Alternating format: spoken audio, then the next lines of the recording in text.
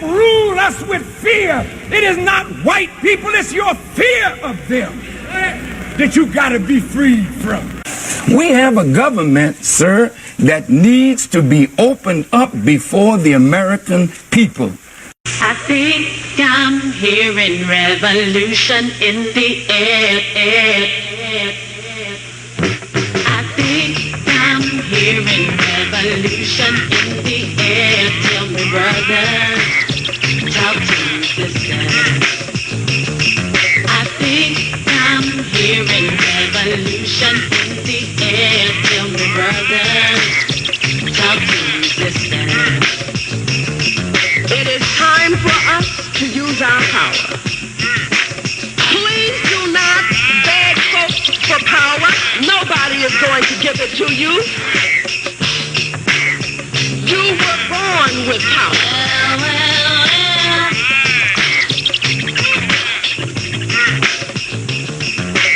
Some very sad news for all of you and people who love peace all over the world. Martin Luther King was shot and was killed tonight in Memphis.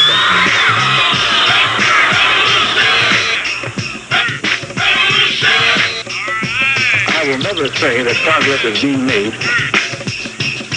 If you stick a knife in my back 9 inches and pull it out 6 inches, there's no progress. You pull it all the way out, that's not progress. The progress is healing the wound that the blow made. I think I'm hearing revolution in the air. Tell me, brother, talk to me, sister. But the hard truth is that not everyone is sharing in this city's splendor and glory. There are more poor than ever, more families in trouble, more and more people who need help but can't find it. Struggle against the common enemies of man, tyranny, disease, and war itself. We believe that all men are created equal, yet many are denied equal treatment. Yes, they are. Welcome, welcome, welcome, welcome. I say to all in this nation who dare listen to us, black, white, Jew, Gentile, Asian, Latino, that we are brothers and sisters in a long and difficult struggle. Good morning, good morning, good morning, and good morning. Well, I can't hear myself this morning. I don't know what that's all about. Wow. What's that all about? Let's figure that out. Let's figure out what is that all about, huh? What is that all sir, about? That needs to be opened up before the American people. I think I'm hearing revolution in the air. I think I'm hearing revolution in the air. Tell me, brother, talk to me, sister. I think I'm hearing revolution in the air. Tell me, brother, talk to me, sister. It is time for us to use our power. Please do not beg folks for power. Nobody is going to give it to you. You were born with power.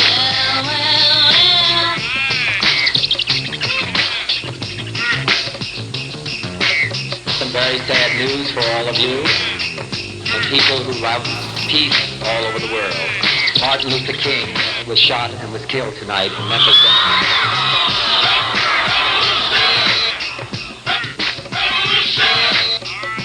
I will never say that progress is being made. If you stick a knife in my back 9 inches and pull it out 6 inches, there's no progress. You pull it all the way out, that's not progress. The progress is healing the wound that the blow made. I think I'm hearing revolution in the air. Tell me, brother, talk to me, sister. But the hard truth is that not everyone is sharing in this city's splendor and glory. There are more poor than ever, more families in trouble, more and more people who need help but can't find it. a struggle against the common enemies of man, tyranny, poverty, disease, and war itself. We believe that all men are created equal, yet many are denied equal treatment. And so we say to all in this nation who would dare listen to us, black, white, Jew, Gentile, Asian, Latino, that we are brothers and sisters in a long and difficult struggle. Good morning, good morning, good morning, and good Saturday morning. How y'all doing out there? Yours truly, Prince Carter. We are live on your information superhighway. This is Town Hall Community Radio on a Saturday morning. And I've got to make some adjustments somewhere in here, but meanwhile, in between time, we're going to move forward. This is Town Hall Community Radio program designed with you in mind. It's an opportunity for us to share ideas as well as information as relates to what it is that we as a people, as a community can do to help enhance the quality of life for ourselves as well as our community. I'm going to be trying to provide more information, as I promised, as relates to the ARPO funds, the American Rescue Plan. A lot of folk, I'm finding out now, don't even know about the fund as a whole. And we need to find out more about this money that was sent in our interest. And I just want to make sure. Okay, I am definitely coming through. So I'm going to continue to move forward. I just regret the fact that I can't hear me, but nonetheless, maybe I don't need to hear me. As long as I can hear you. If you want to jump in and call in anytime, feel free to do so. It's 314-732-1212. That's 314-732-1212. Ladies and gentlemen, for those of you that are not aware, the American Rescue Plan was brought forth as a result of COVID-19. For those of you that very well know, one of the things that the federal government did as a result of post-COVID was came up with a plan to help aid and assist Americans. COVID-19 devastated the world. I think that we have to be mindful of the fact that no one went unaffected by COVID-19. One of the things that I can vaguely remember is that folks were shut down and locked in months out. Folk weren't able to work. Folk weren't able to go to the mosque, weren't able to go to their churches, so on and so forth. And as a result, a plan was put forth entitled Rescue Americans. That's why when you hear of the ARPO funds being used in given areas, those are funds that were provided by the federal government post-COVID. We all qualify for those funds, and some of us gotten them, some of us haven't. Some of us didn't even know about them.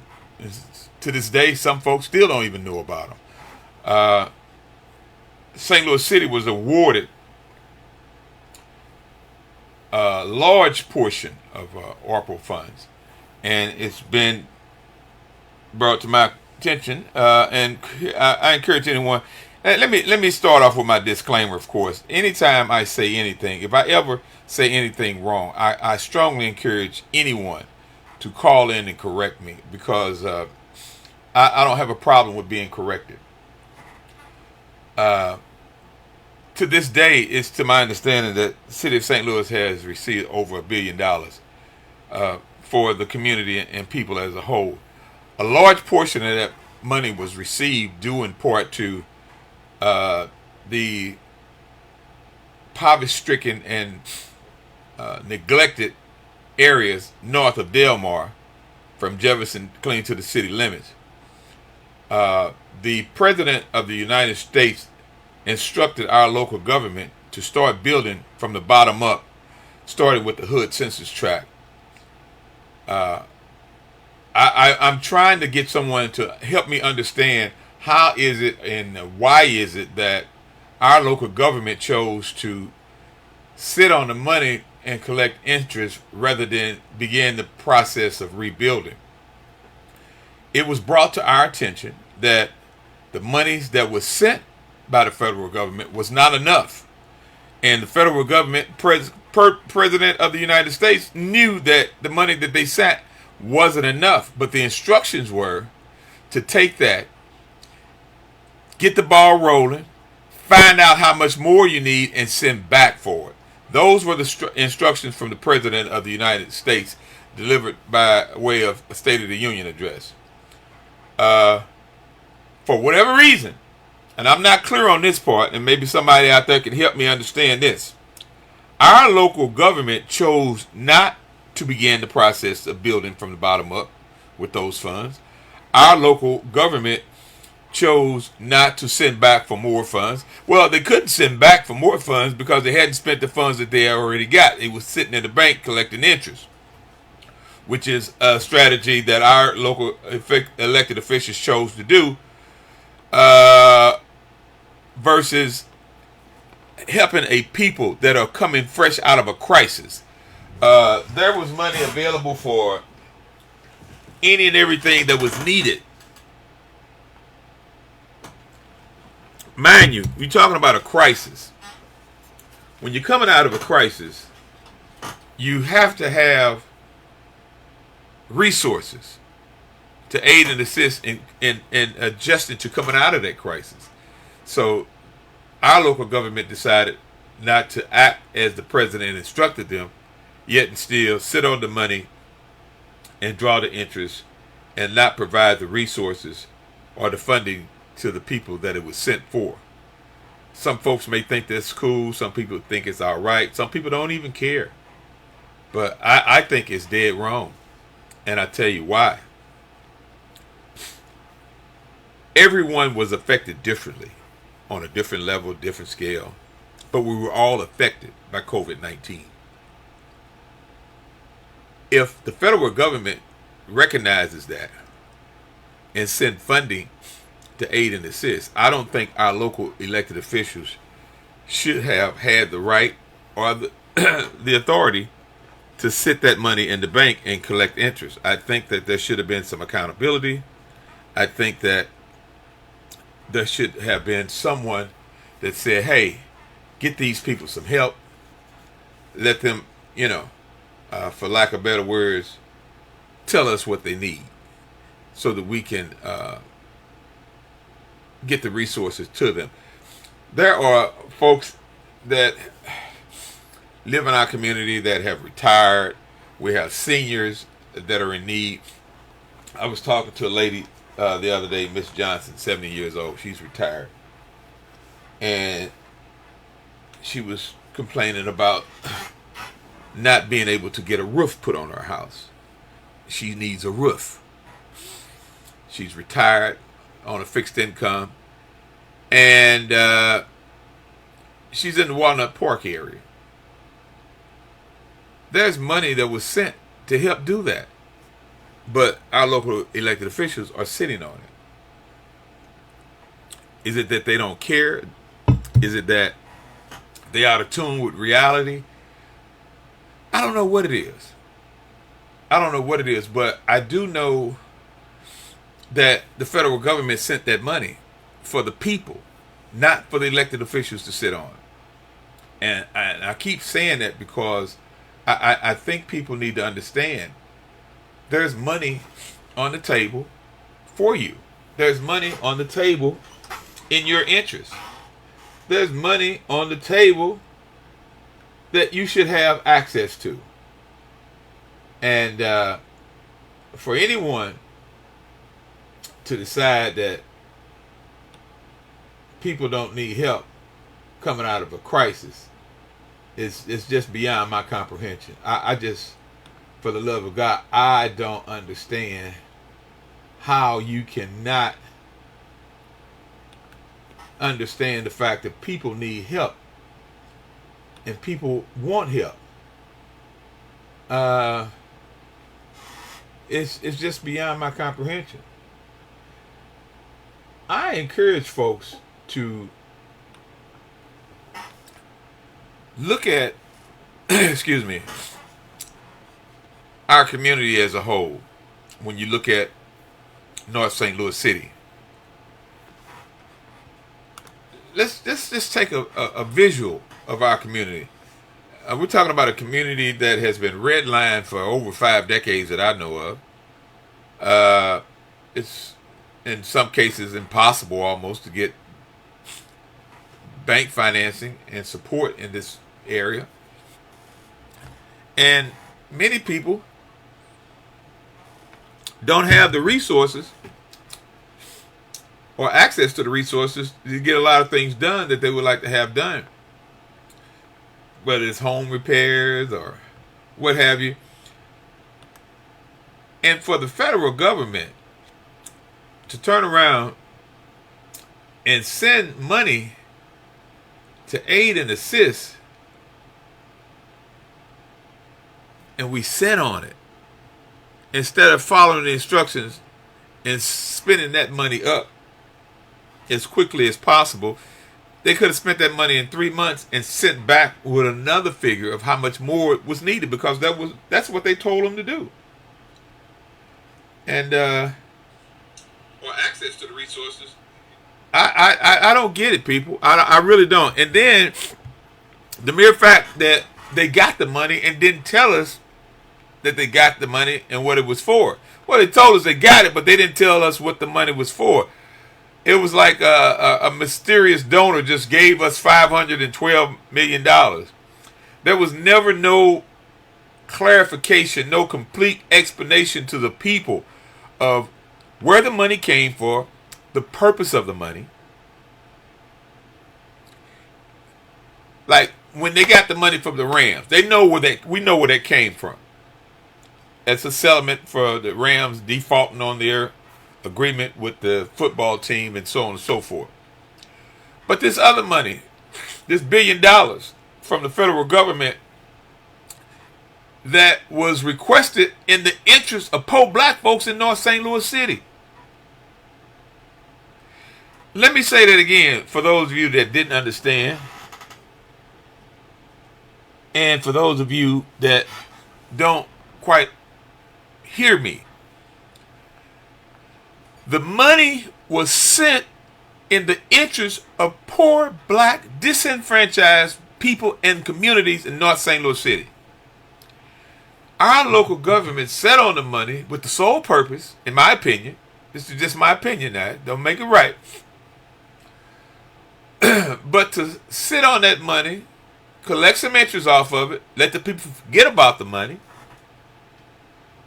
and then disperse it how they so feel they need to disperse it, or how they choose to disperse it. Everyone was entitled to some of that money. Had they done it right and began the process of rebuilding as instructed by the president and absorbed that money within the first 3 to 6 months and made an assessment on how much more was needed and sent back to the federal government for those funds, we would be looking like a much better community. And I got to take a break for a second here and pause for the call. I'm going to be right back, y'all.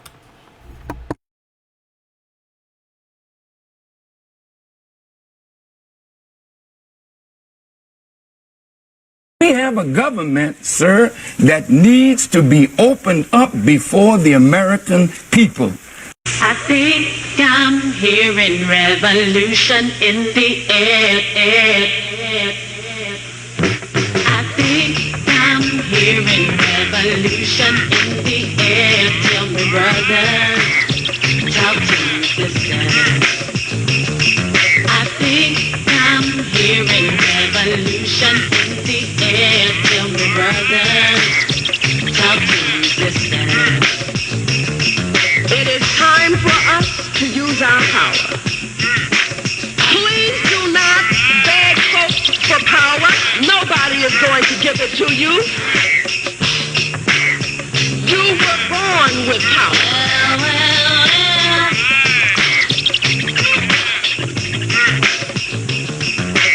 Some very sad news for all of you and people who love peace all over the world. Martin Luther King was shot and was killed tonight in Memphis.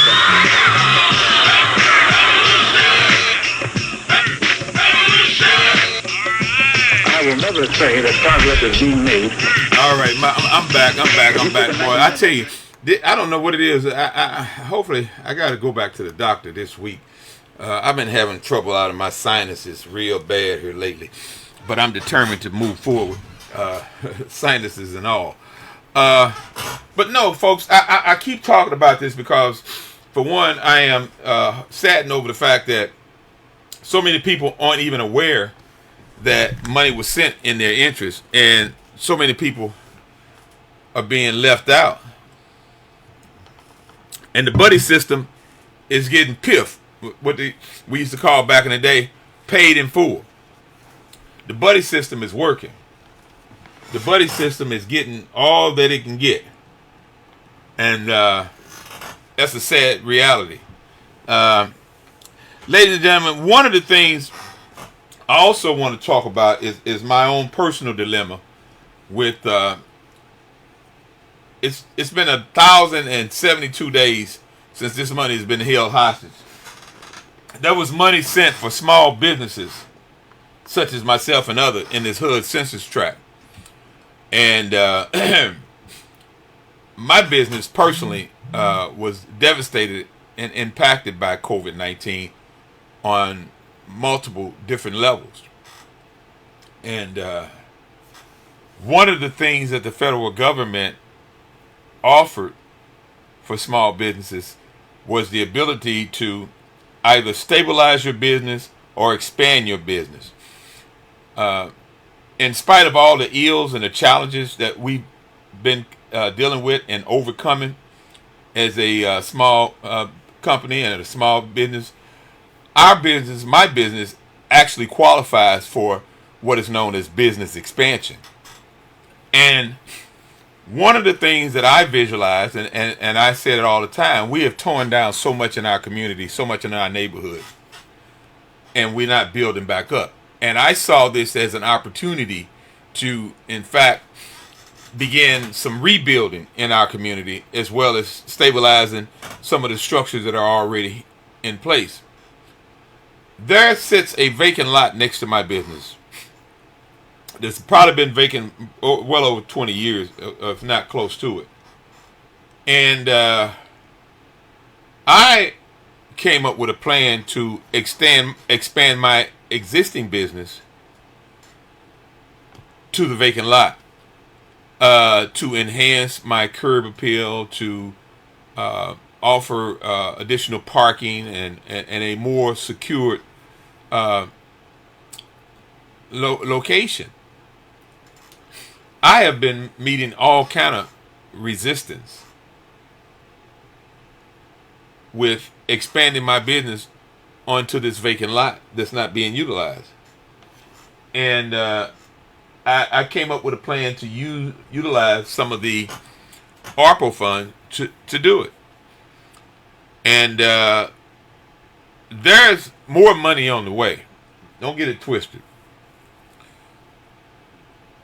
Why is it that I have to meet resistance from expanding to a vacant lot that's not being utilized in our community? The red tape that they are taking me through as relates to this vacant lot that's owned by LRA. I was told that I needed to get a letter of support from the Urban League, and I was not able to get that from the Urban League, so I opt to take another route, which is get a letter of support from a local organization in the neighborhood. And I was told that I could get the letter at first. Then I was told on yesterday that they didn't want to have problems with the alderwoman, and they didn't want to do it without her support, which is, to me, it's another level of extortion. You can't get some of these alder people to call you back unless you're in their pocket or they in yours. And I don't feel that anyone that has our community's interest at heart would oppose to King Prince Barbecue expanding to a vacant lot. If they do, I would like to hear from that person. I would welcome that person to help enlighten me and help me understand what would be the problem of King Prince Barbecue expanding its location, its current location, onto a vacant city-owned lot, LRA lot, next to the business. Why would there be resistance to that? What's the purpose of that? The purpose is to keep a black man down. That's what it is. That's the only way I can see it. Now, if it's another reason, I welcome anyone to help me understand it. It's no reason that anyone should have a problem with a black man trying to better himself and expand his business in his own community that he's been a part of all his life.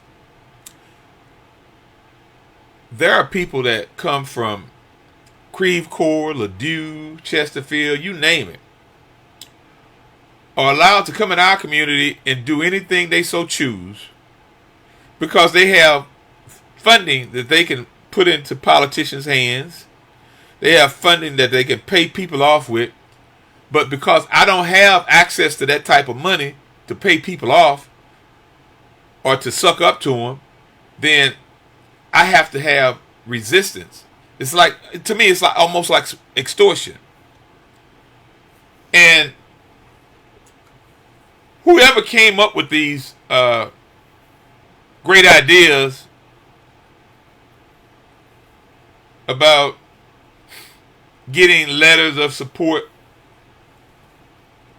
from all the people and neighborhood organizations, if you ain't in the clique, you ain't in the clique. And trust and believe me when I tell you, Prince Carter is not in the clique. I didn't think, or I thought I didn't have to be in nobody's clique to do that which is right. We look at our neighborhoods and we talk about the drug infestations and folks that are addicted to all these different drugs. A drug dealer can post up in any neighborhood they so choose and run amok and do all they want with no resistance. But a black man who chooses to get up every day and work his backside off, whether he gets paid or not, to build a business with no funding, with no money, gets resistance. That just doesn't make sense to me. And I tell you, it's really sad that we're at a point to whereas those in our community that are supposed to be about the betterment of the community. I mean, who's advocating for Prince Carter and King Prince Barbecue? What elected official, what neighborhood organization, what individual really would want to come to Prince Carter's aid to help him to continue to grow his business and expand it? That's a negative image that's perpetrated on our community that disencourages other young folks that want to do the right thing. Because as a black man, I should be getting all the support in the world from those around me. I'm not dealing no drugs. All I'm selling is barbecue. You don't want the barbecue man to expand in a poverty-stricken community, a disenfranchised neighborhood, a neighborhood that hasn't had redevelopment in I don't know how long. You don't want that? Who wouldn't want that?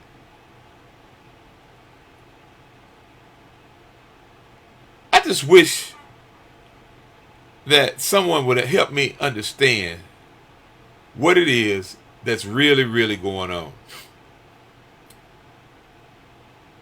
My older woman won't talk to me.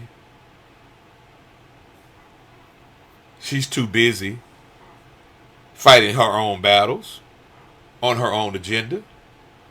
And she's not concerned with helping Prince Carter expand.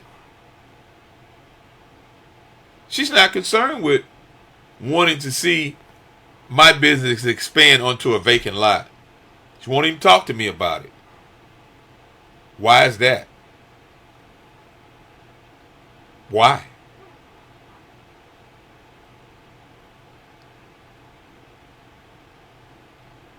I am really and truly determined, some shape, form, or fashion, to get to the next level. If I could go to a bank and just borrow the money and do it myself, I would. I really would. But banks don't want to invest in North Union. Not now. Later on they will.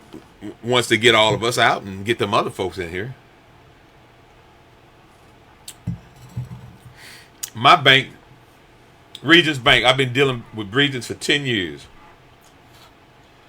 No bounce checks. I always kept my books up. Funnel a lot of money. All my sales go through Regions Bank for the last 10 years. They won't loan me a quarter. I can go out, I can buy a new truck. I can buy a new boat with no money down. I can buy a new house. But as a black man, I can't find a bank that'll loan me money for my business. There's something wrong with that, in my opinion. But what can I do about it? Who's going to advocate for me? There's no reason I shouldn't be able to get $1 or $2 million from a bank to rebuild. There's no reason. It says about the numbers, right? We sell enough barbecue to pay back $1 million. We sell enough barbecue to pay back $1 million. And the mere fact that the bank that I do business with and been doing business for the last 10 years won't aid and assist in this project is another form of redlining, in my opinion. But I'm going to stay focused. I'm going to continue to pursue this money that the federal government has placed on the table for myself and others. And I encourage everyone to get engaged, to get involved, to pay attention to what's going on with these funds that are on the table in the interest of our community. Should we allow or continue to allow funding to be held hostage so that it can draw interest? Or should we demand that these funds are released, absorbed, used up? Because you can't send back to the federal government for more funding until this money is spent. I don't get it. I don't understand. And I wish the mayor would talk to me. She won't even talk to me. And I'm really disappointed about that. And the reason I'm so disappointed is that I voted for the mayor when she ran for state rep. I voted for her when she ran for treasurer. I voted for her each time she ran for mayor. Because I believed in her. I really believed that she wanted to do right by North St. Louis City. I believe that she was passionate and concerned about North St. Louis City. And when she said she wanted to help erase the Delmore divide, then for the federal government to provide her with a huge eraser, and she took the eraser and set it in the bank to collect interest. Out of $512 million initially provided, what does north of Delmore have to show for it? Can someone please point it to me?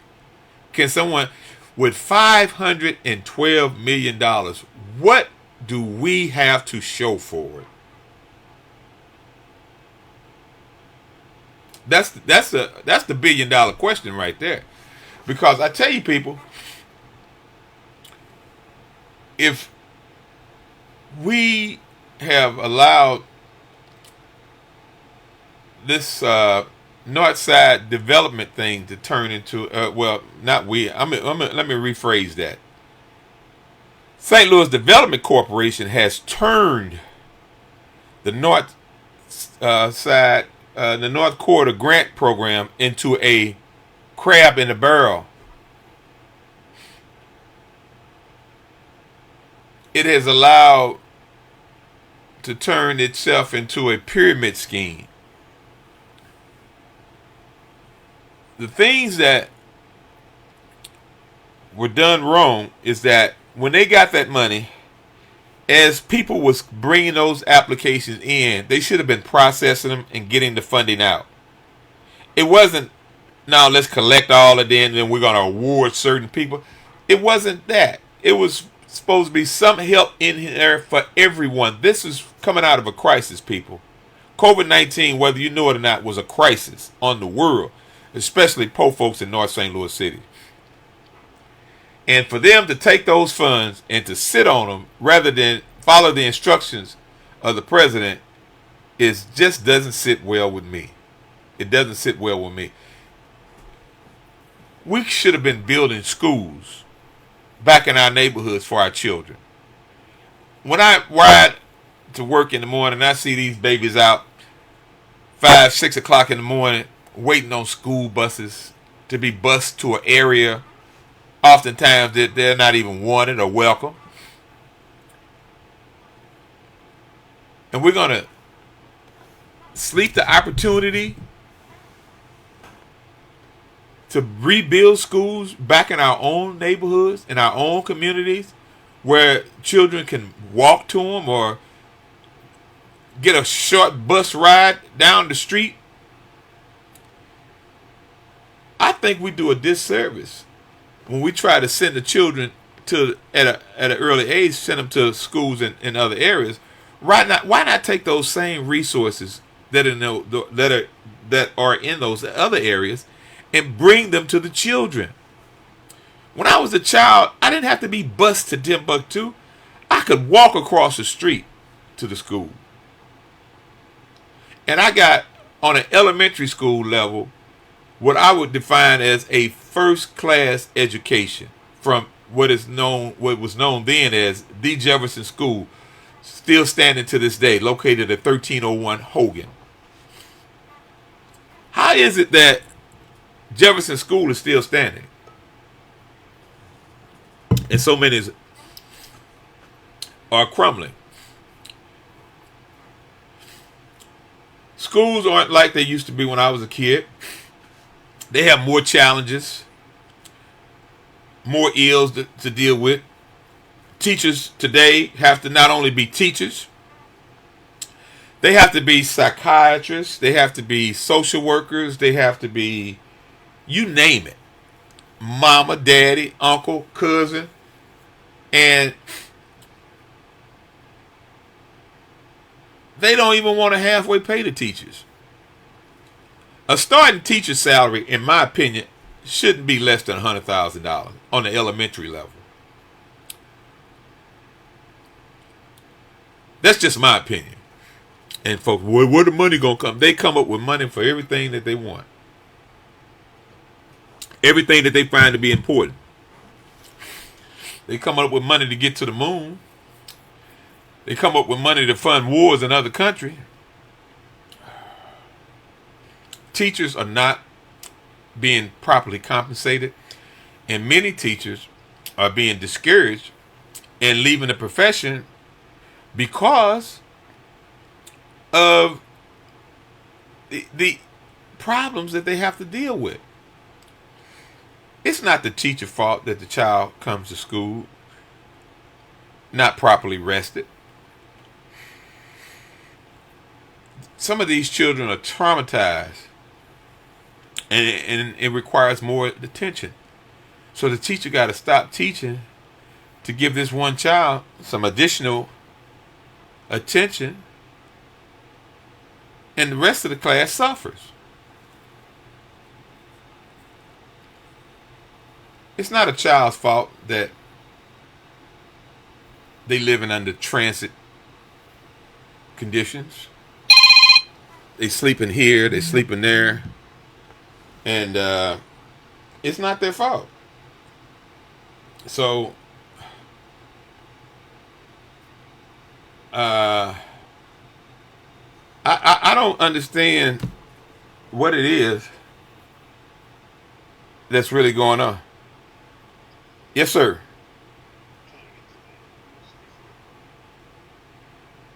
Okay, I'm on Facebook and YouTube. Oh, you couldn't get through on the phone lines, is what you saying? The phone line is not open. Okay, all right. Well, here, let me see if I can call out on it. I'll go there. Let me try that. Someone said my phone line is not working, and I didn't know that. Let me see if I can. Let me see if I can make this call and call them back.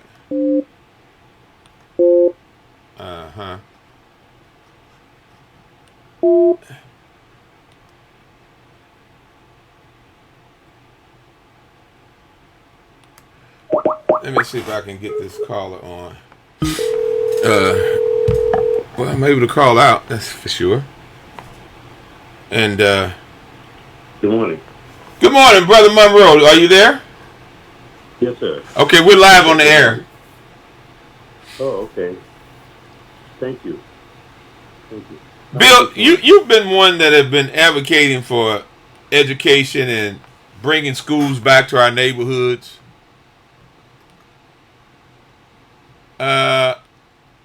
And let me say this. In my opinion, this is just my opinion now. You've been met with great resistance, but you don't give up. Why? Well, great resistance is it really does do it true meaning, because what I found out that this resistance to educating black children with the truth of our history, with the truth of the opposition that they have to black men being proactively involved in education. I experienced it real tough when I came back from the Million Man March. I'm an old guy, Prince Carter. Look, you're not that old, Bill. I like to hear from some of the brothers that might be within the sound of your voice that did attend the Million Man March. But Bill, before you go any further, did we lose the spirit of the Million Man March? I mean, I remember on that day during the Million Man March, and there shortly after, there was a momentum in the black community, and a renewed commitment that I don't see anymore. It's like it disappeared. Well, it didn't disappear, and I'm gonna tell you from my standpoint. because it only it only it only showed the resistance to anything black as far as education. That building up there at 4300 Goodfellow, Building 101, is still there. That was the home of Thurgood Marshall Academy Charter School, the first charter school in this city. And the opposition waged against, and the war against white racism and black ignorance was the primary reason that it didn't succeed. So, in the spirit of the Million Man March, there were many brothers that I know now, and we're speaking about it, that came home with a renewed of thoughts and feelings about doing something for their community and not allowing white racism and black ignorance to stop them. So you were talking about the schools in our community, and I don't want to these precious moments that you allow brothers like myself to communicate. I don't want to waste it on going back over the negative history of our people and what's put us in the hole where we are now. What I want to focus in on right now, currently, there is a proposition sitting in front of the new superintendent of the St. Louis Public Schools, Dr. Scarlett. I think her name is Dr. Scarlett. And this document is to proceed in allowing Harriet Tubman, the non-for-profit public benefit corporation of which Bill Monroe put together in 2005, is allow Harriet Tubman to proceed forward with 2 vacant school properties immediately. And those school properties are Stowe Elementary on Goodfellow and the middle school, Langston Middle School, over there off of about 3 blocks from there. 2 vacant, crumbling, empty, vandalized, and very dangerous buildings open in our community that Brother Bill Monroe proposes to take charge of. And we take these buildings and we change the whole demeanor of their community by putting one of these buildings will be occupied by a female dorm and the other a male dorm, where we bring and house the homeless children, thousands of them who are in these streets causing the chaos and the murder, and we do things for them and get it done before the summer. Summer is coming. Summer is coming. And we have a St. Louis Board of Education, St. Louis Public Schools that's headed by white interests with thoughts out of Jefferson City and the Missouri School Board and what white people think black people ought to have. And we have a failed education system right here, and we're going to have to do something for our children that's unique, and we're going to have to step away from the bull crap and teach and train our children to come out here and earn a living. That's why Harriet Tubman Preparatory Skills in High School, what we propose in these buildings, will be a lifesaver. We will reduce crime 30% in the community, and our children will learn to be human beings, even in the absence of parents who are not responsible. Bill, one question here, and I'm just thinking about this. Only one? Well, right now at this moment, but we do have a serious issue in our community with homelessness and children being what I call transit. They over here this month, then over next month they may have to stay over there because through no fault of their own, their parents can't for whatever reason get it together. Or how can we deal with that issue alone? That's something that has to be addressed, and it's not just an individual problem. It has now become a community problem. Well, what I'm speaking to you about is that we know that we have X amount of children out here, all right, that are homeless. That are X amount of children out here that's sleeping in buildings and in cars and what have you. We know these things. And we know that we have to stand up and do things unique and use that in our community to solve the problem. The fact is, Prince Carter, now I just heard recently a couple of our politicians just got out of jail. Really? Okay. They just got, Jeffrey Boyd just got out of jail. I think he's in halfway house now. And maybe our former Board of Alderman Louis Reed is getting out, and the other one might be soon getting out. Let me say something to you, man. This city has all the resources financially to make this a world-class city, a safe city for our children, okay, if we stop the predators that coexist in our government, in our business, and in control of the monetary functions that go on in this city. All right? We got more than enough to make it happen. We don't have to wait. Bill Monroe's plan is to take both of these buildings first, Stowe and the middle school, and gut them totally, gut them out. And we prepare rooms and dorms for our children, and I can have this done. If I get on the fast track, I can have this done by summer. And remember, summer is coming. Summer is coming. And every day when we turn on our news, we hear of black boys and black girls being killed in the street, being killed, breaking in people's cars. Man, Chris, I tell you, man, my heart aches. The other night, and where I live in the city. I live in the city. So we're impacted by what goes on here. Yes, and the other night, and I got a couple of dogs that patrol my property, and I love them. What happened was about 8 or 9 shots went down. This is 10 o'clock at night. And what it was, I was in the bed asleep, but what it was, my neighbor saw it, 5 or 6 black boys with hoodies and masks going down the street and trying car doors, breaking into cars, okay? Opportunist thieves, okay? Breaking into cars, and they must have gotten around the middle of the block, and somebody fired a shot at them, and they fired a shot back at the people trying to protect their property. 8 or 9 shots, and then running through the gangways and the alleys and what have you.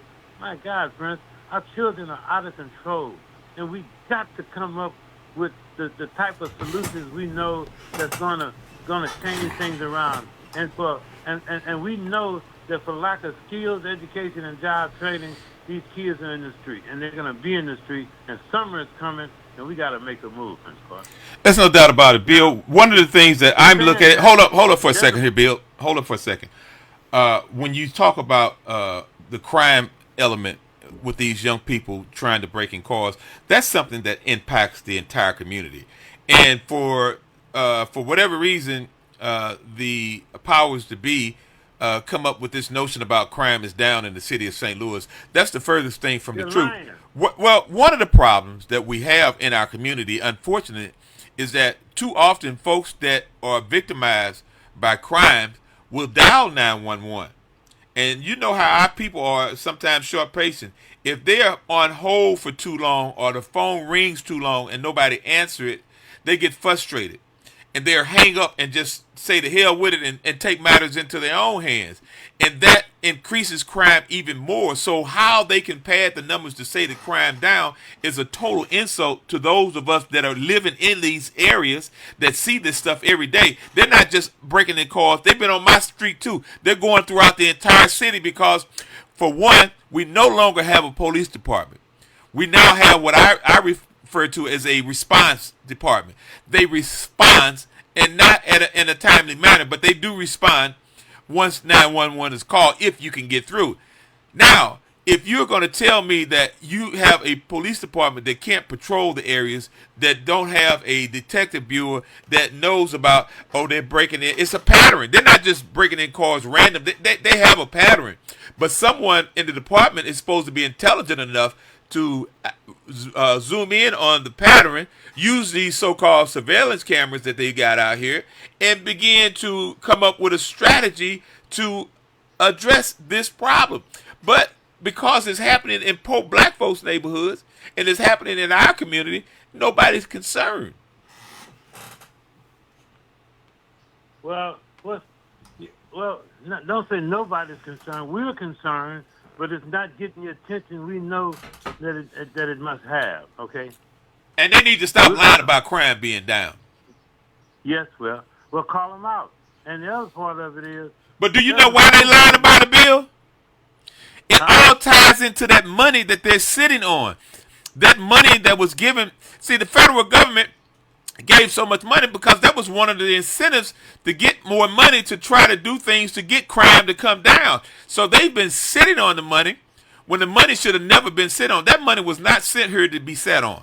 That money was sent here for the people and to get it into the people's hands expeditiously and send back for more as you need it.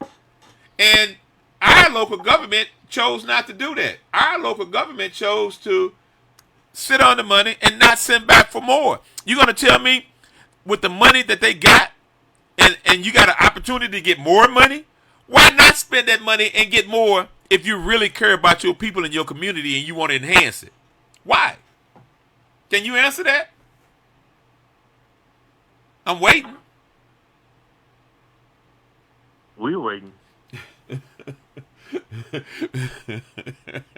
There's a school board meeting, Prince Carter. Yes. There's a school board meeting next Tuesday.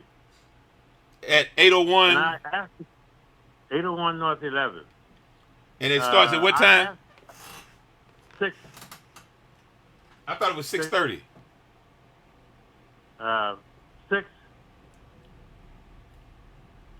They starting at 6 o'clock now? Prince, be there at 6. I'm asking the community to be there at 6.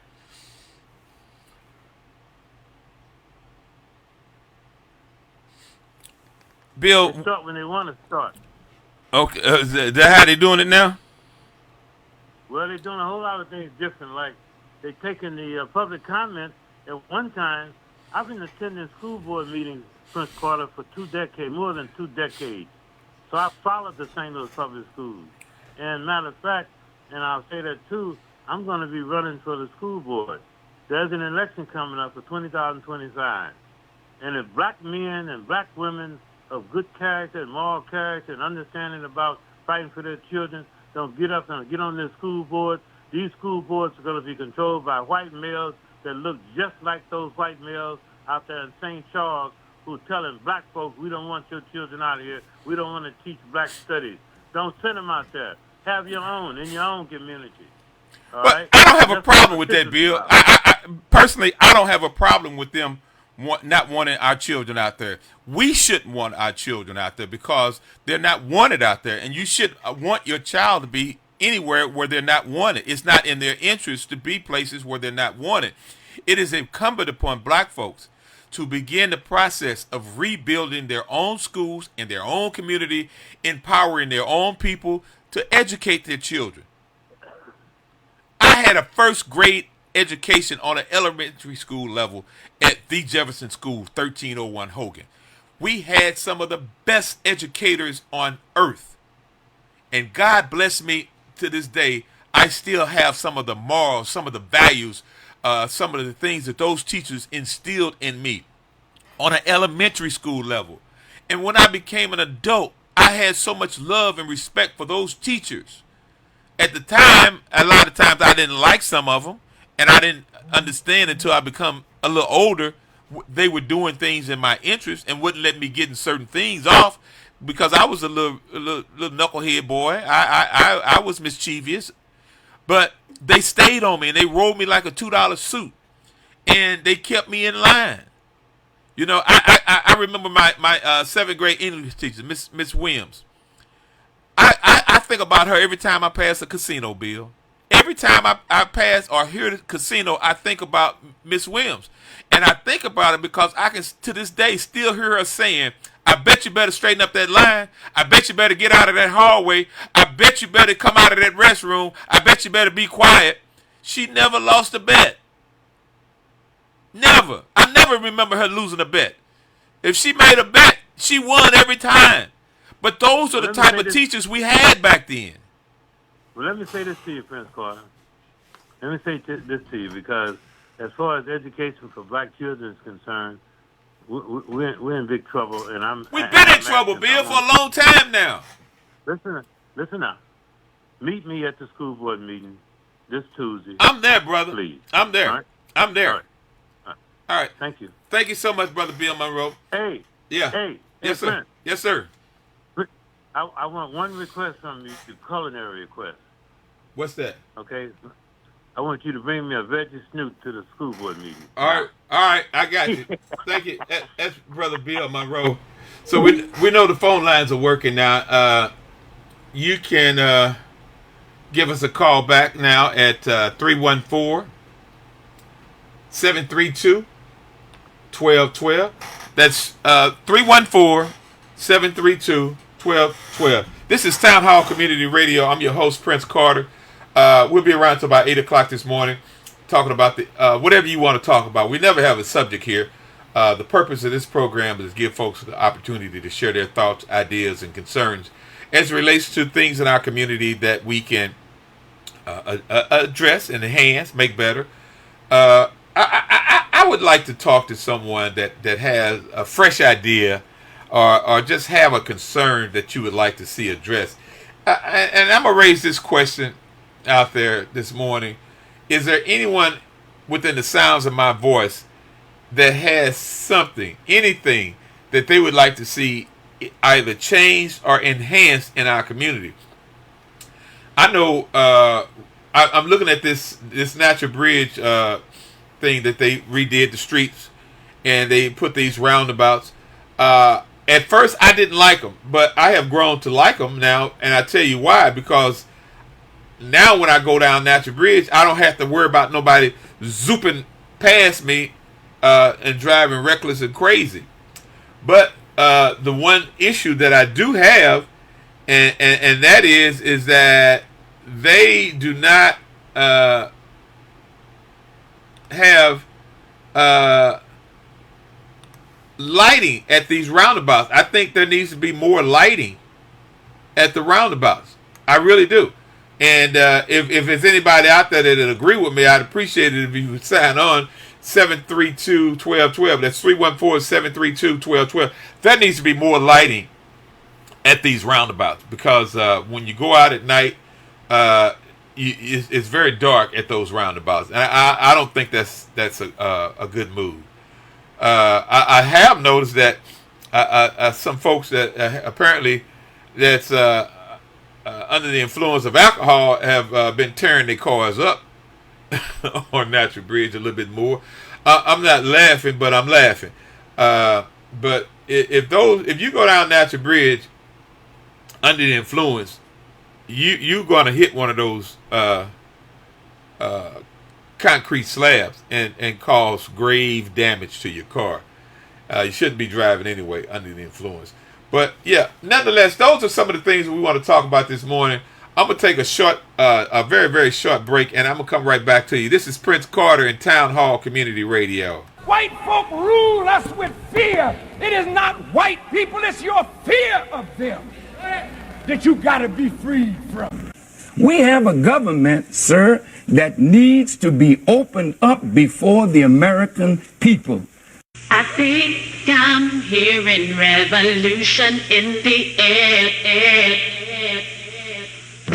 I think I'm hearing revolution in the air. Tell me, brother, talk to me, sister. I think I'm hearing revolution in the air. Tell me, brother, talk to me, sister. It is time for us to use our power. Please do not beg folks for power. Nobody is going to give it to you. You were born with power.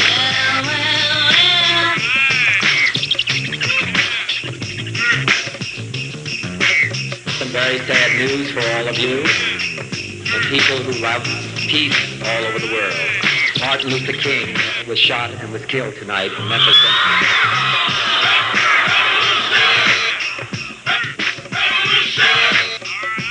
I will never say that progress is being made If you stick a knife in my back 9 inches and pull it out 6 inches, there's no progress. You pull it all the way out, that's not progress. The progress is healing the wound that the blow made. Hearing revolution. All right, we're back. This is Town Hall Community Radio. I'm your host, Prince Carter. We're going to be doing this each and every Saturday and Sunday morning from 6 a.m. to 8 a.m. This is a program designed with you in mind. Opportunity for folk that have concerns that they want to address and talk about. I've been talking much about this American Rescue Plan money that we as a people, as a community, have been left out on so far. This money was sent, the money was sent coming up on 4 years now. And for whatever reason, they're still sitting on it. These were emergency monies that were sent post-COVID, result of a crisis. And I don't understand the purpose of sitting on emergency money from a people that have suffered a crisis. I just don't get it. I don't get it. And I got to figure out what am I doing wrong. Let me see now. Somebody just tried to call. If you could call back, I think I figured it out. Area code 314-732-1212. That's 314-732-1212. You can call in and talk about whatever you like. We will never have a topic here. This program is going to be strictly for the people to talk about whatever they so desire. So I'm going to be let's see here. Let me try to do it like this, if I can.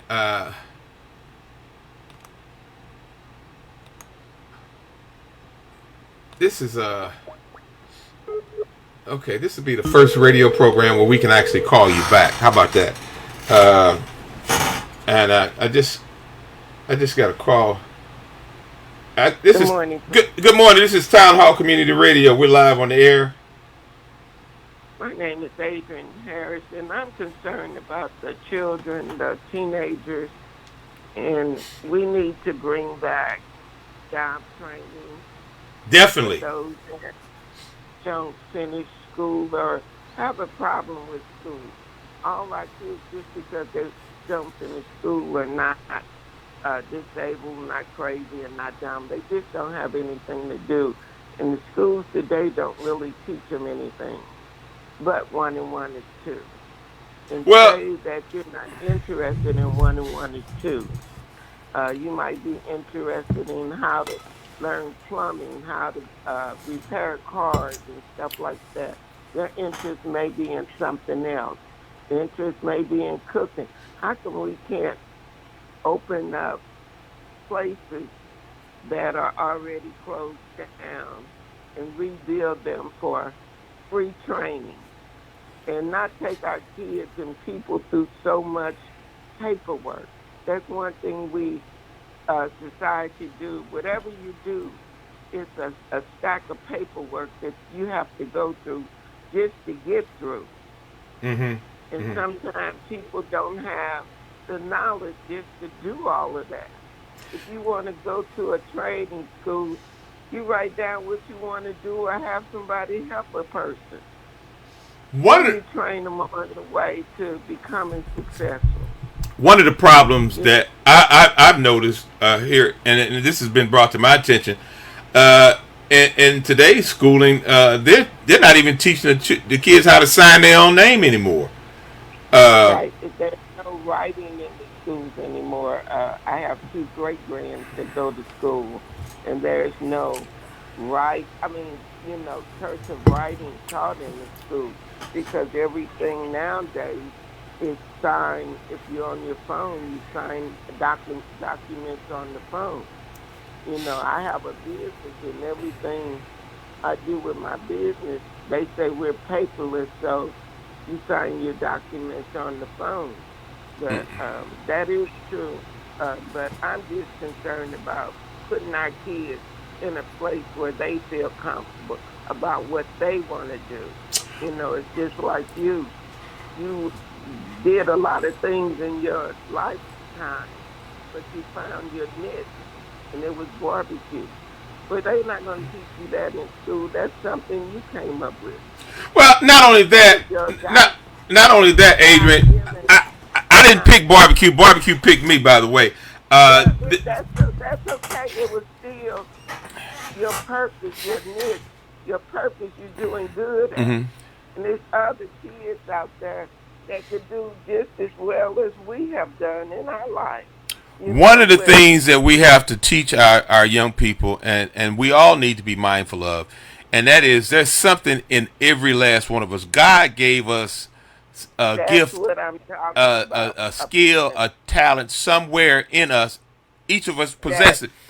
I knew this one man named, I knew this guy named Charles up in Michigan.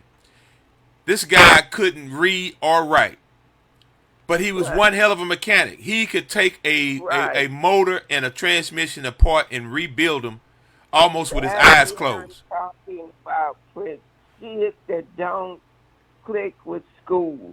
That's what I'm talking about. Well, college ain't for everybody. I tell you that. College ain't for everybody. It could be for everybody, but we got these problem kids on the street. When they don't click with school, they become problems.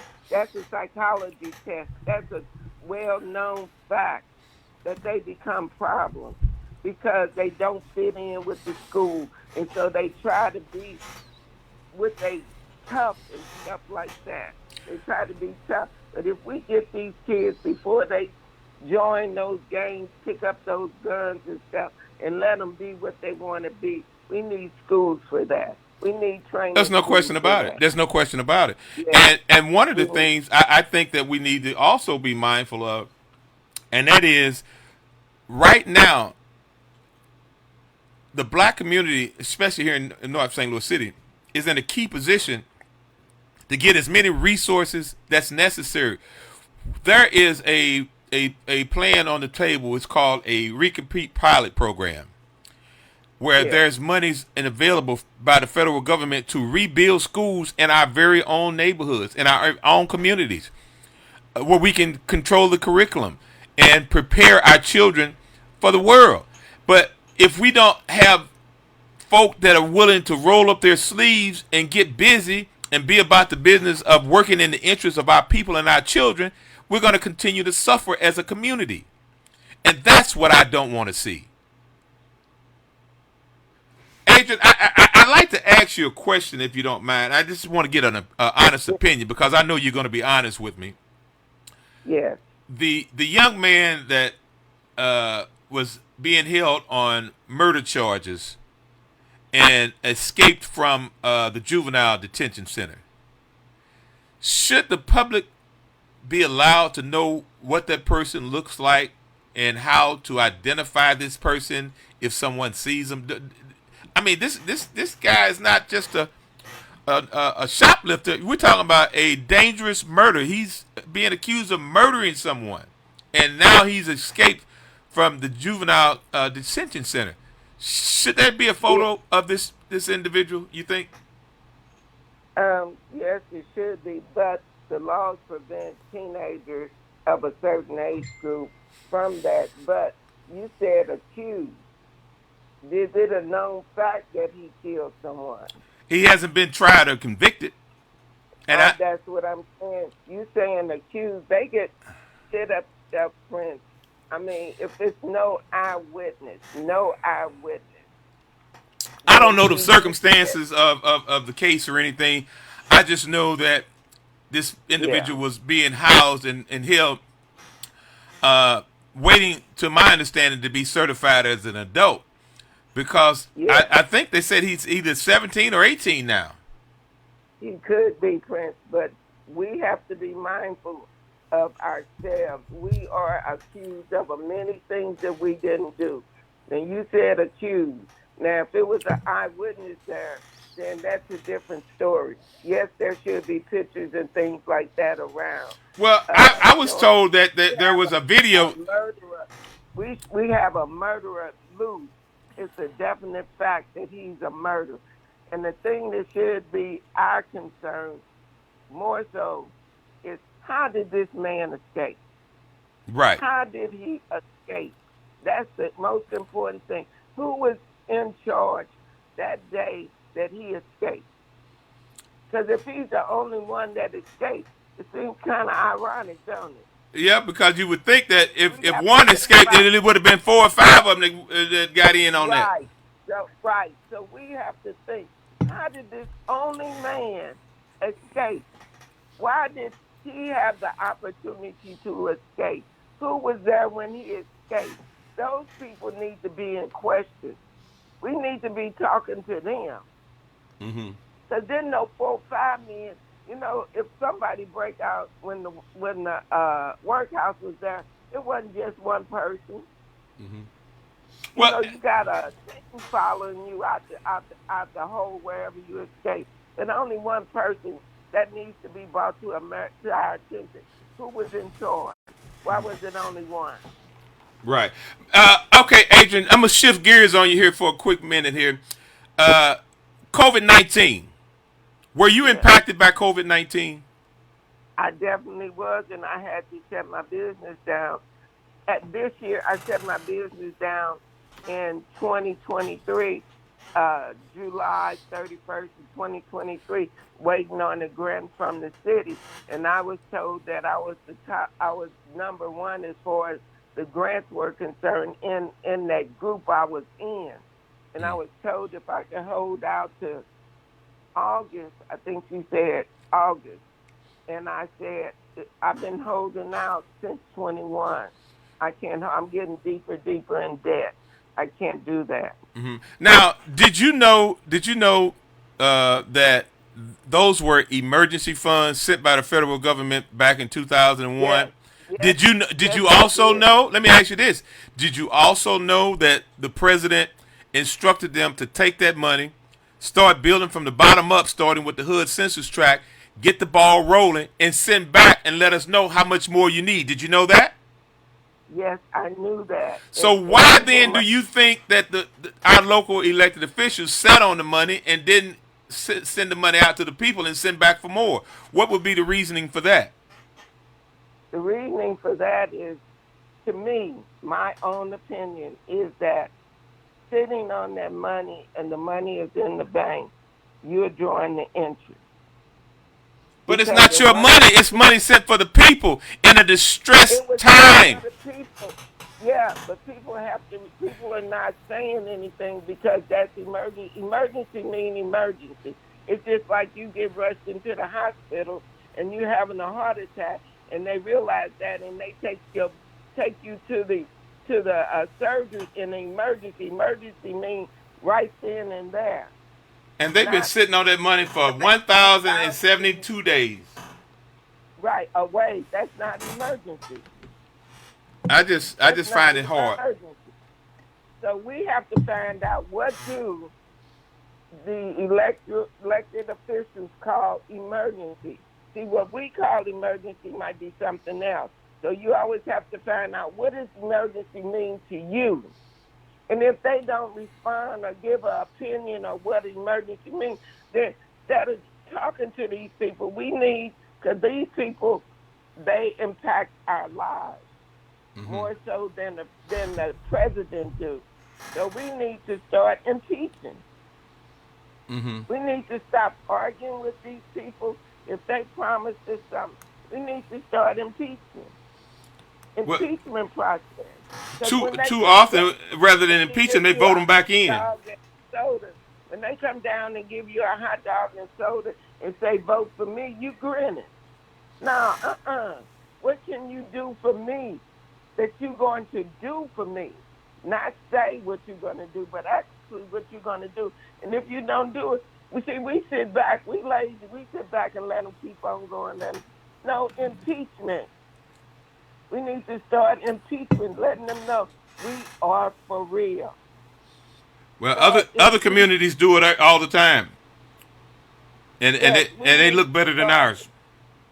Yeah, we start impeachment. If we show them that we mean business, that's impeachment. When we sit down and talk to them and they don't respond and they don't say anything or give us a reason, a really reason why, we need to start impeachment. Mm-hmm. Agent, thank you so much. Stop talking and start business. Thank you so much. If somebody don't work for you and ain't doing your job, ain't doing what you ask, what's the first thing you do? You let them go. Right. And we need to do that with our elected officials. Thank you so much for your time and your call, Adrian. Please continue to listen and continue to call.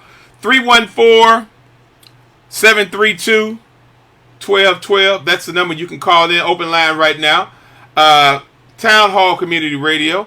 Give us a call and let us know what's on your mind and how do you feel about some of these ills that are plaguing our communities. What's your take on the black community as a whole? What would you like to see different than opposed to what you're seeing now? What are you displeased with as it relates to the black community? And I would like to know. I'm gonna try this caller here that I missed. I'm gonna see if I can call him back. I had a missed call, and this is a new for me. The ability to call when you miss a call. This is Town Hall Community Radio. You're live on the air. Good morning, sir. How are you? All right. How you doing, my brother? Oh, everything is good. I just jumped on. I just tuned into the show, and I'm liking what I'm hearing thus far. And congratulations to you, man. What you're doing is very needed in the community, and someone had to step up, and I'm glad it was you. This situation was made for you, sir. Well, I didn't really phantom putting on a radio program again, but I decided that I knew that I would be neutral and I would allow people to have their own independent thinking process and share their thoughts, their views, and their ideas. And I'm not going to try to dictate or control what people think and how they feel. I think people should be free to express themselves and to share their opinions where they want to. And this platform is going to be an opportunity for folks to be uncensored and uncontrolled and free to speak their mind and talk about whatever they want to talk about. There will never be a topic. From time to time as we grow, we're going to have guests to come on to share information. But I want to be about the business of sharing information with my people in my community that we can utilize to help improve the conditions of our community and the quality of life for our community as a whole. And what motivated me to jump on, I heard earlier, excuse me, when you had Brother Bill Monroe on the air, and I know Brother Monroe, and we've talked, he and I have talked over the years about his project, and one question that I would have for him now, in fact, in full disclosure, I was one of the first students to attend Stowe School when it opened in 1967. So, wow. It was brand new when I went there. So it's part of my history, my personal history. But I would have asked, that's a very ambitious plan Brother Monroe has. And I'm just curious, where is the funding, or what is the funding source for him to rehab not just Stowe, but the other school he mentioned? Well, brother Riggins, let me share something with you. Okay. A part of that Rescue American plan came out with different programs and different funding opportunities. There is a thing called Recompete Pilot Program, whereas it's a known fact that African Americans, people of color, black folks, indigenous people, whatever we're defined as now, have for historical reasons, historically have always been deprived access to a level playing field. The Recompete Pilot Program is designed to help level that playing field and allow folks in disenfranchised communities to rebuild schools from the ground up to educate their own. So there's plenty of funding available for the project that Brother Bill spoke on, but we got to have people with a plan and a vision and the willingness to do it. Boy, I can't talk now. Excuse me. I'm a native St. Louisan, as you know, born and raised, and primarily raised in North City, North County. My point is this. There has not been one signature development in North St. Louis in the 64 years that I have been alive, okay? You can look all around, Central West End, downtown, parts of South St. Louis, nothing in North St. Louis. And there are a lot of people to blame, yes. But here's what I know. All of these, what happens or doesn't happen, is the result of people elected to make these decisions. And until we, the black community, understand that voting is power, the people who make decisions or do not make decisions are elected. That means they work for the people. And it's simple. On any job, if you are hired and you don't do a good enough job, you're going to be terminated. We can hire politicians, and we can terminate politicians. We have to get our folks in the habit of voting. And to me, that is the biggest challenge that we have here in St. Louis, the apathy of going to the ballot box. That is where the power is. And the sad part about it, brother, is that you allow 15% of the registered voters to make the decisions for 100%. That's where the problem truly lies. I agree. And another thing, if we continue to vote for the same people, if you got somebody in there and you're not seeing results, why vote that person back in? That's my point, exactly. You hired them and you fired them. You know, I'm almost at a point now where I am personally at a point to where I don't want to say I'm going to stop voting, but I might not vote for men or women. I may just vote for the propositions, because I have been let down time after time after time after time. I've been let down by men and women elected to represent me. And it's frustrating. It's very frustrating. You know, I can't even talk to I can't find an elected official that would take 15 or 20 minutes of their time to talk to me about the challenges that me and my businesses have been dealing with post-COVID as it relates to how to get the funds that have been set on for 1,072 days in county. I'm now being told now that as a result of my big mouth, I can forget about all the money.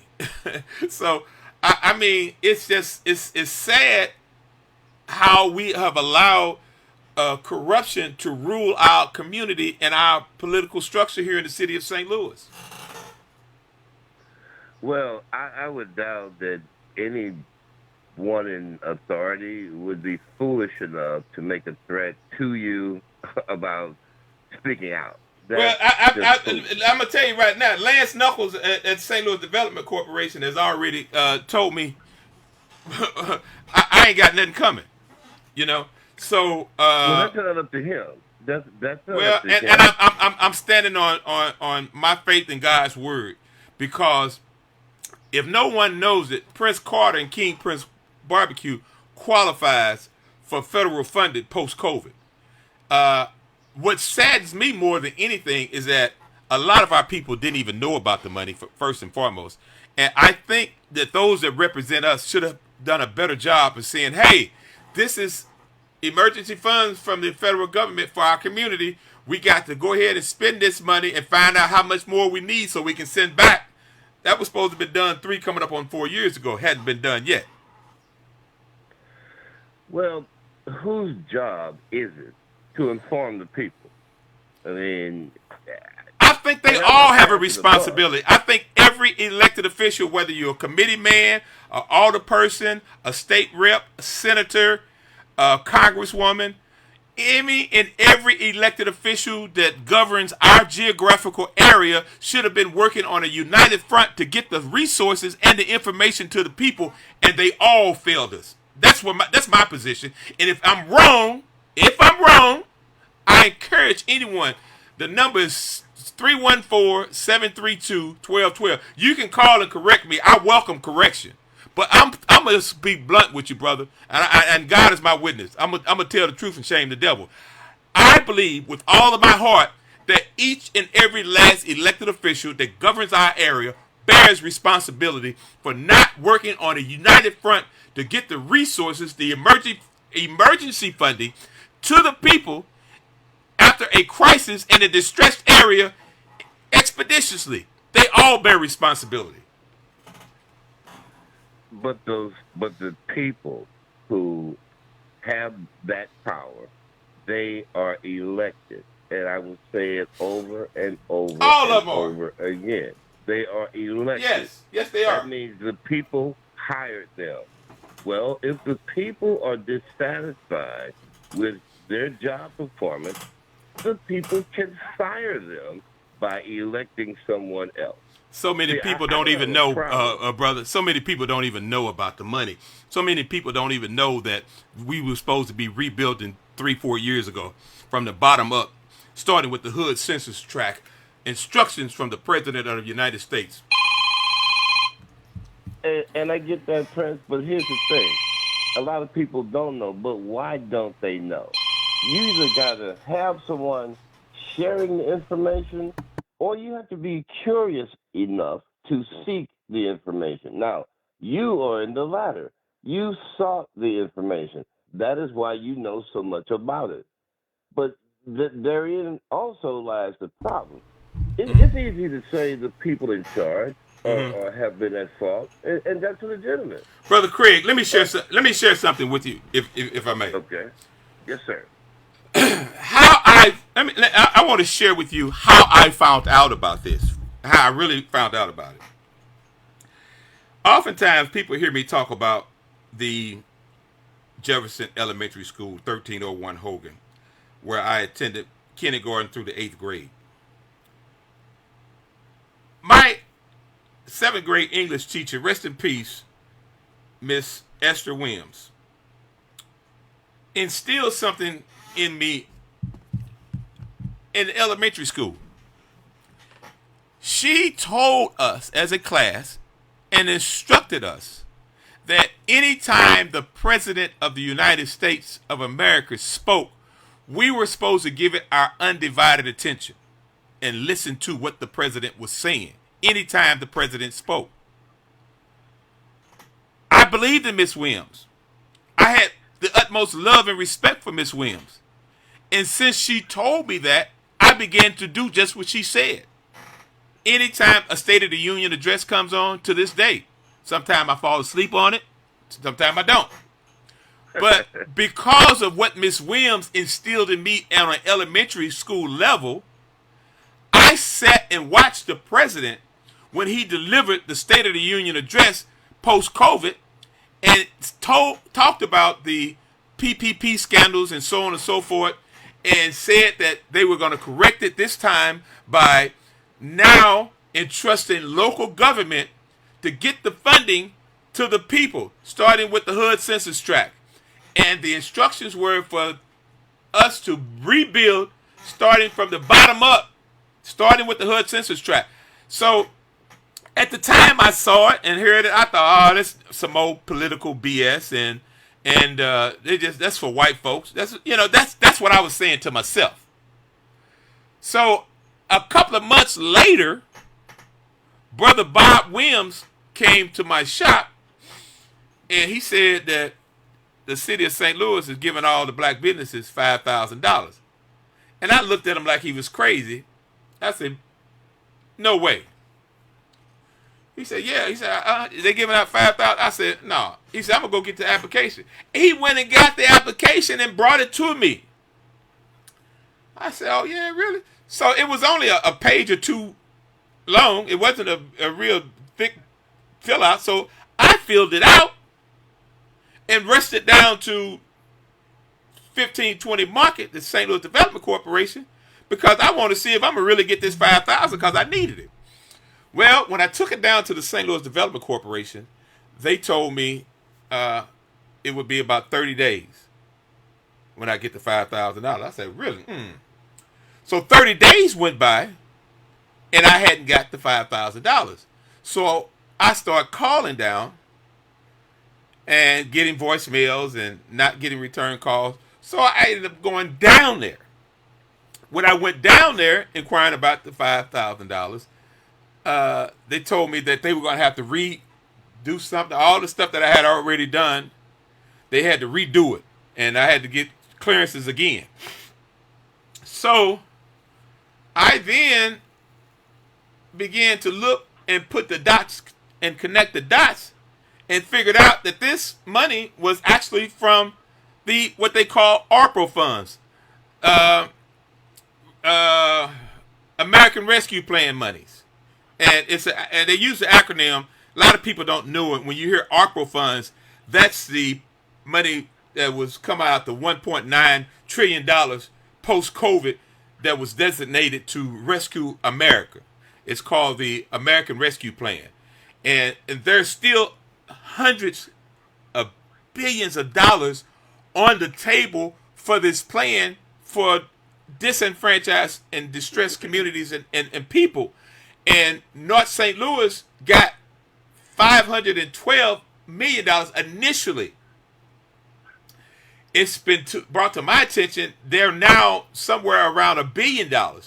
These monies were supposed to be spent 3-4 years ago for our people in our communities, building from the bottom up.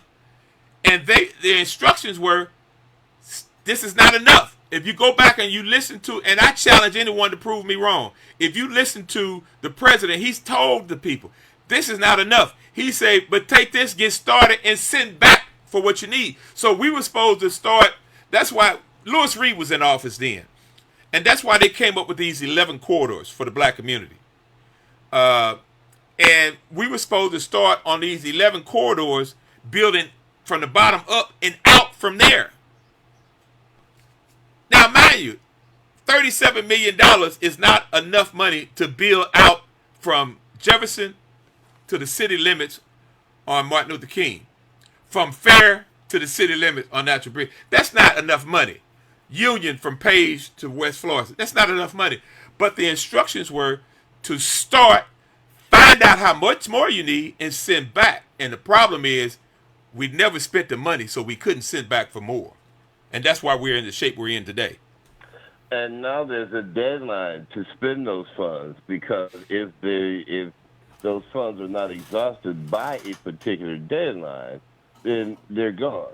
You know, they will be rescinded. Well, I don't think our elected officials are that negligent to allow the funds to go back. But what's happened is they've created this pyramid scheme. It's a pyramid scheme, and the what's the word I'm looking for? The crab in the barrel mentality. That you got so many people fighting over a little bit of money when that shouldn't be the case, because had they done it right and expeditiously processed those applications as they were coming in and ran out of money, then they could have sent back for more money. But they chose to sit on it to collect the interest and now have what we have before us.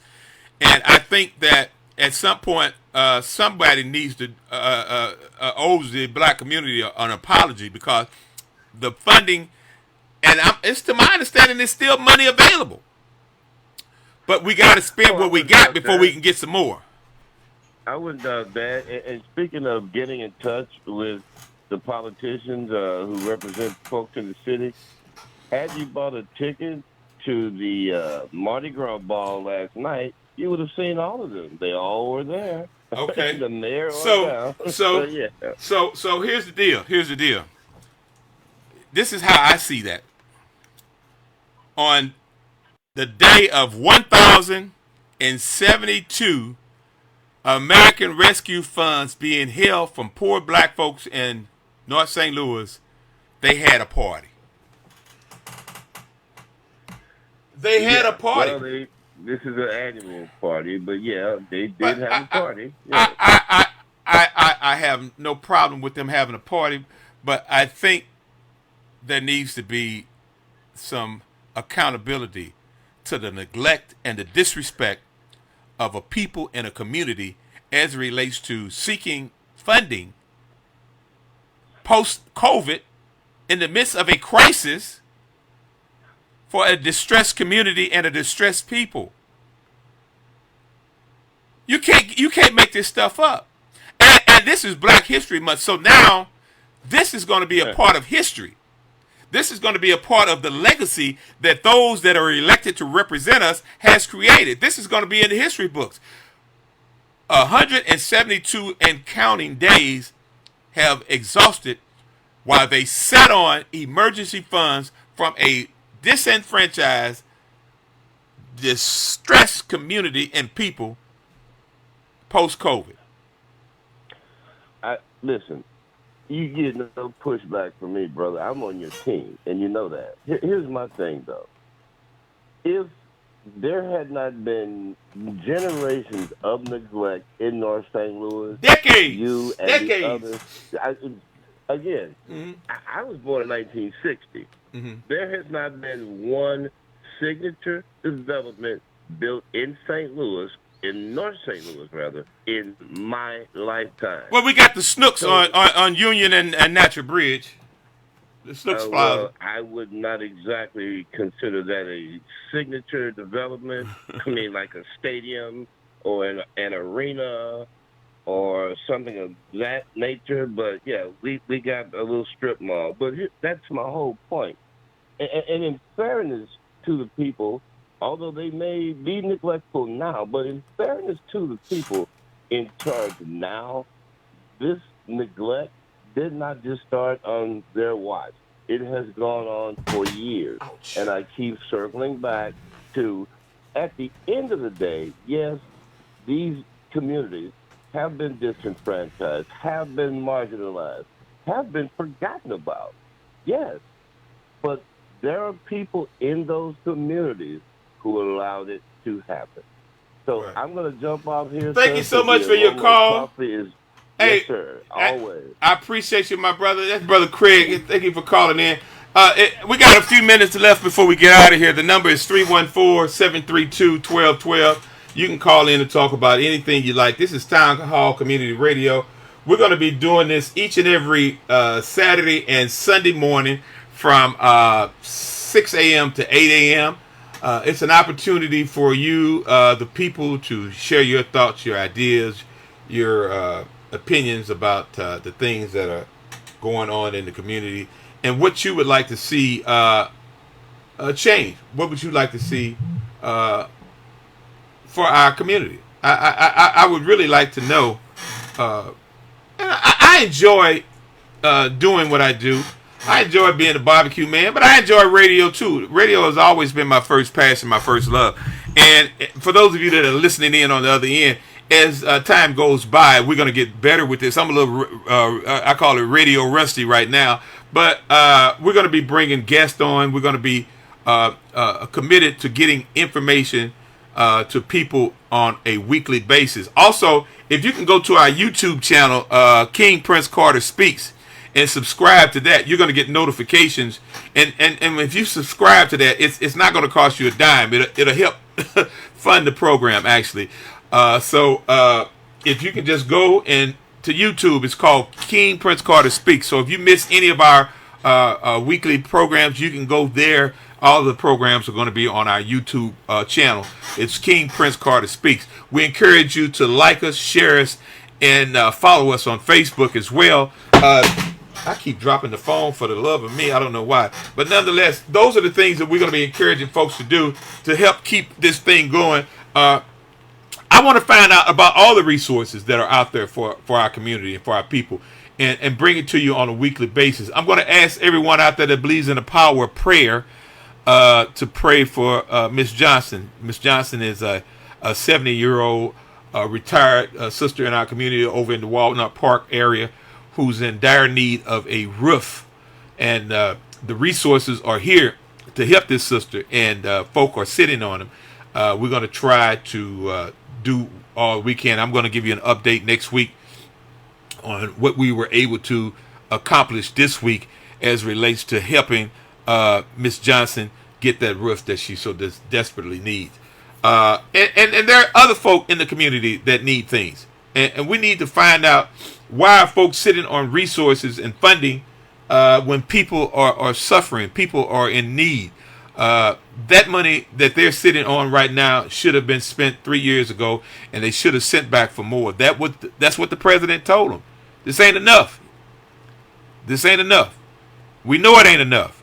But take this, get the ball rolling, find out how much more you need, and send back for it. Those were the instructions from the President of the United States, not from Prince Carter. Those came from the President of the United States. And folk are sitting around acting like there's nothing wrong with sitting on money that don't belong to them.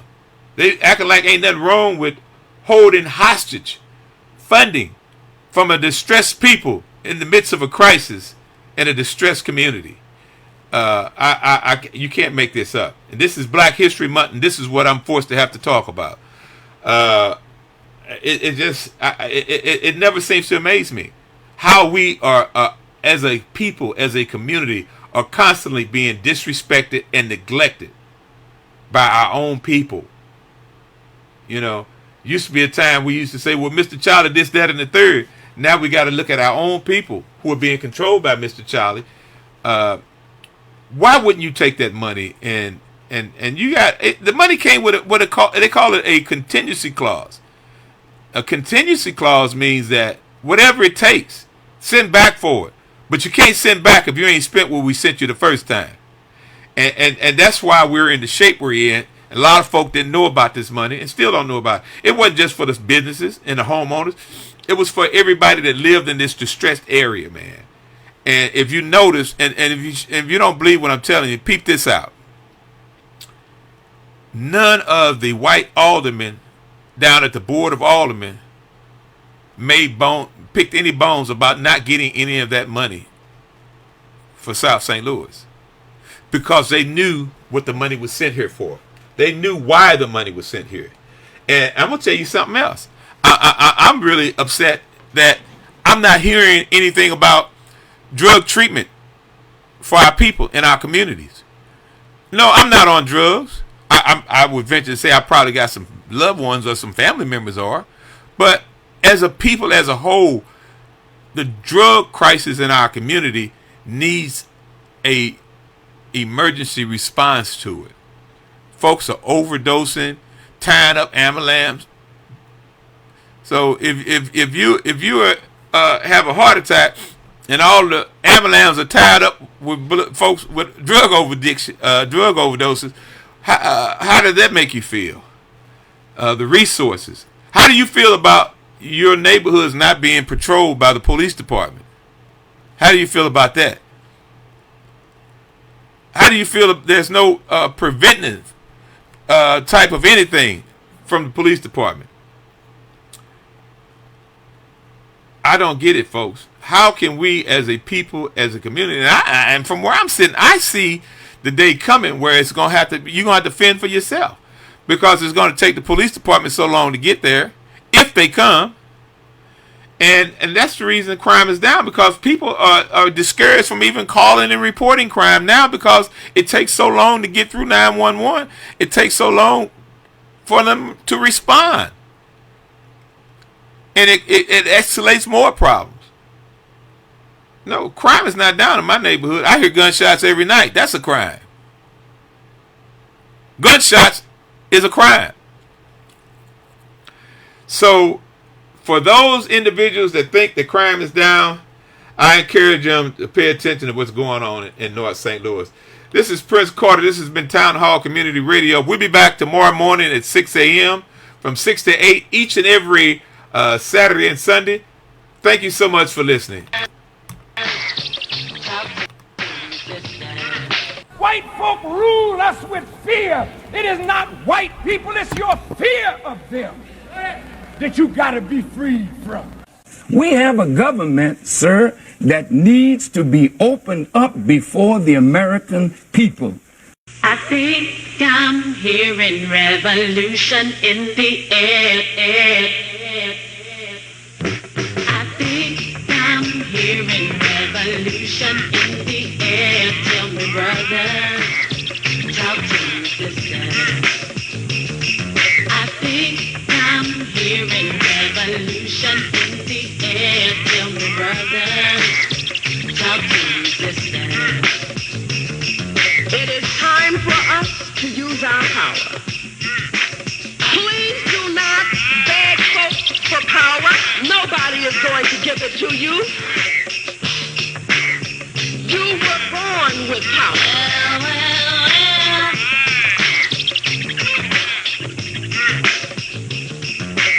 Some very sad news for all of you and people who love peace all over the world.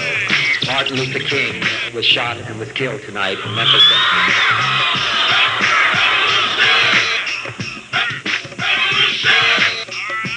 I will never say that progress is being made. If you stick a knife in my back 9 inches and pull it out 6 inches, there's no progress. You pull it all the way out, that's not progress. The progress is healing the wound that the blow made. I think I'm hearing revolution in the air. Tell me, brother, talk to me, sister. But the hard truth is that not everyone is sharing in this city's splendor and glory. There are more poor than ever, more families in trouble, more and more people who need help but can't find it. A struggle against the common enemies of man, tyranny, poverty, disease, and war itself. We believe that all men are created equal, yet many are denied equal treatment. And so we say to all in this nation who would dare listen to us, black, white, Jew, Gentile, Asian, Latino, that we are brothers and sisters in a long and difficult struggle.